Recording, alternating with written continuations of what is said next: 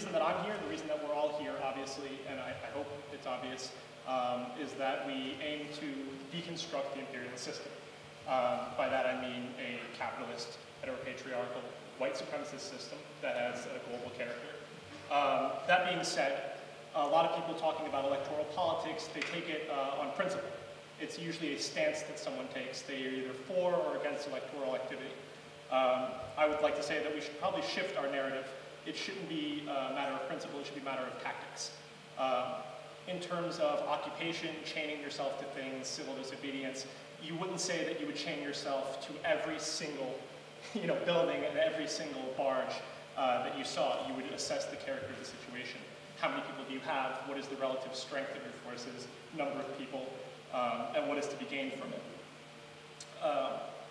And so, in terms of electoral activity, another good question to ask ourselves is, what do we mean by electoral activity? Are we talking about participation? Are we talking about voting? Are we talking about running our own candidates? The specific legislation, and also the political atmosphere in which you're doing that type of organizing. I think it's,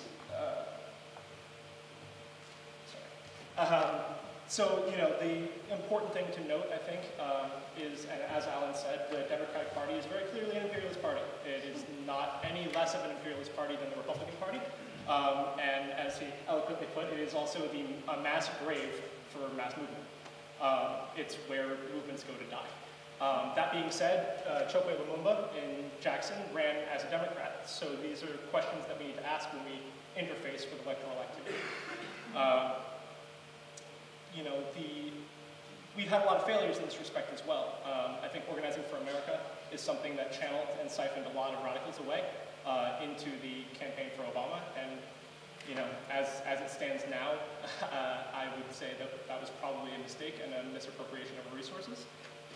And also we saw the anti-war movement basically completely deflate after the nomination of Barack Obama. So this isn't to say that electoral activity or legislation that improves the lives of the oppressed gives them breathing room, gives us breathing room to do organizing and activities, is a bad thing. Not whatsoever. Of course we support any type of legislation that would improve the lives of the masses of oppressed people, people of color, women, LGBT and queer folk, elderly, the youth, the disabled. But we also need to give that electoral activity a character that activates participants as fully conscious agents. If we make a compromise as a movement, if we run a candidate and we are making compromises in order to interface with the system, in order to work within the system, we need to make sure that everyone that is in the movement understands those as compromises and not as our standpoint. And I think that's a trap that we fall in a lot, is that we mistake the fact that everyone knows that we are making compromises, when a lot of people think that is, our particular agenda.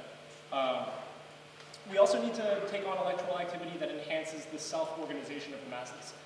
It's not enough to just go out and vote and bring a candidate in, no matter how friendly that candidate may be to our politics. By entering into the arena of being an elected official, we put on a pair of invisible handcuffs. And those handcuffs are the terms under which we have to operate in order to participate in electoral activity, in order to participate in state apparatus. And so, that's a question that we need to ask ourselves moving forward. A lot of questions, not a lot of answers. Is what can we gain from entering into the electoral arena? In particular circumstances, can we increase the self-activity of the masses? Can we create, organs of power for oppressed nationalities, for oppressed people? And also, how do we hold that power? If we elect an official, how do we hold them accountable, even if they're technically on our side? That's the thing, is that we can't let it fall to the elected official to do everything for us, right? Ultimately, our goal is for an emancipated society to rule itself. And so on the issue of Sawant and of Lumumba, I think it's important to note that in both of these cases, the electoral activity was guided by revolutionary organization. It wasn't a spontaneous election where one person made an individual decision to run for office. It came organically out of a lot of mass activity. both in Seattle and in Jackson, what you saw on the ground was hardcore organizing long before these elections, and that the idea that Lumumba or Sawant should run for office came organically out of that process. I know more actually about Lumumba than I do about Sawant. I think some of that has to do with the time frame. Sawant was just recently elected. We've had about a year to be able to observe the Jackson Plan in action.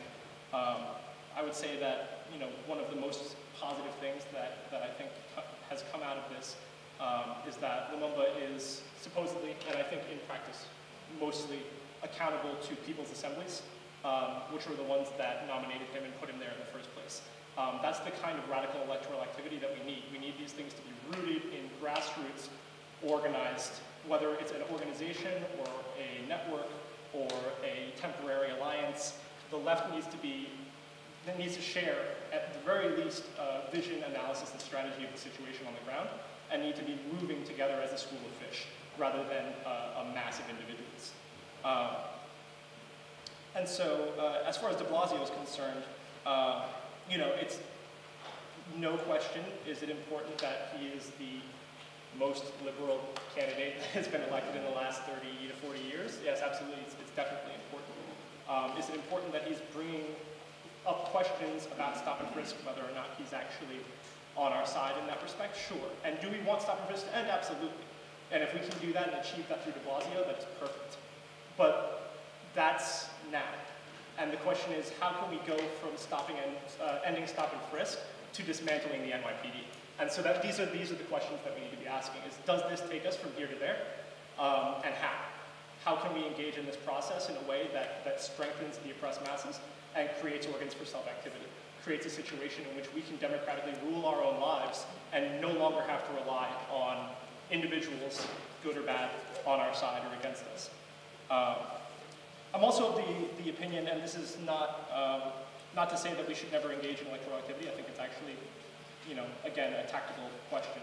But I am under the impression that very strong liberal and progressive groups are fully capable of handling very powerful electoral campaigns and handling this kind of work under the influence of revolutionary organizations. I think revolutionary organizations, our job is to pull more people into the fold. We're supposed to make progressives into revolutionaries and liberals into progressives.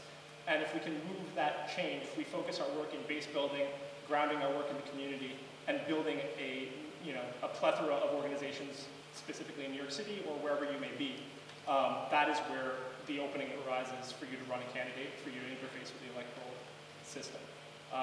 Lacking that, I think history has shown that that's not the case. If you're not immersed in mass activity, if you don't have a base, if you haven't done the groundwork in your community, interfacing with electoral work is maybe a fool's errand. And I think in Seattle and in Jackson, we saw that wasn't the case, right? That they were grounded in the community. Lumumba in particular has name recognition, which was absolutely helpful. But again, Seattle isn't Jackson, and Jackson is not New York City. And so, a big question, the question that seems to be raised in these situations is whether or not we should or should not intervene, run a candidate, participate. That question is important. I think the bigger question is what is the manner in which we are going to get there? Are we going to do it in a way that activates the most amount of people, that raises their consciousness, that creates a situation in which they know what they're fighting for and are willing to fight for it? And also, how do we keep that power afterwards? Because we know that whether it's co-optation or it's fierce resistance from reactionary right-wing forces, that holding that power is going to be a difficult task. And so what organizations and what things on the ground can we do to support these types of gains, these types of wins? How do we protect and push Sawant to get us what we want? How do we protect and push Lumumba to give us what we want? And also, how do we push it so that it's less of them giving us what we want and more of us getting what we want? Which is, I think is the particular question we need to ask here.